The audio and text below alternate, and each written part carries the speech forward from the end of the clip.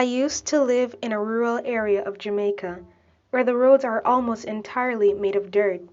The village that I lived in wasn't isolated from society, but it was pretty far off in the thick tropical bushes.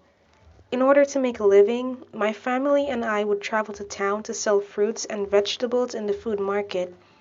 My family usually made trips home together at the end of each day, but for one specific day, I was the only one left to return home. My parents and older siblings had already left with the stock that wasn't sold for that day. Since I was 13 at the time, I was considered old enough to return home on my own and on my own time. So with all the items that I've gathered, I've made my way back home on a dirt road that connected the village to the market. It was quiet that evening. Normally there would be travelers on the path, but there wasn't anybody in sight. I felt a bit uneasy, but I quickly brushed it off while picking up my pace as the sun was setting quickly. There were gravesites scattered along the path. It was a common thing to bury the dead along the trails in my village. I've always found them to be creepy.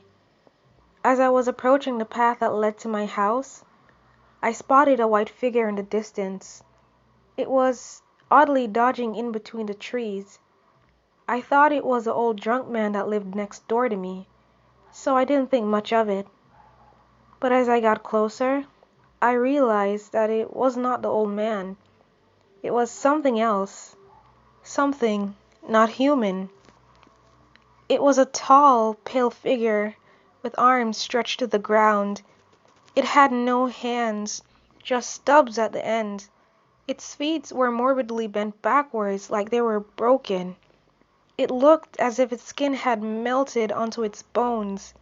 But what terrified me the most was its head.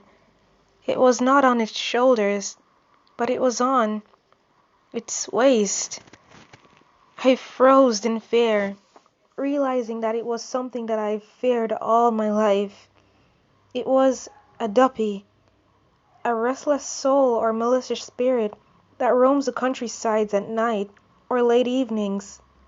They manifest themselves into any shape or form and prey on unsuspecting travelers. I was petrified. Never have I ever seen one, but it was just standing there, shaking. I couldn't move. The last bit of sunlight had already left the sky, and the closest source of light was far off in the distance, from where I was traveling.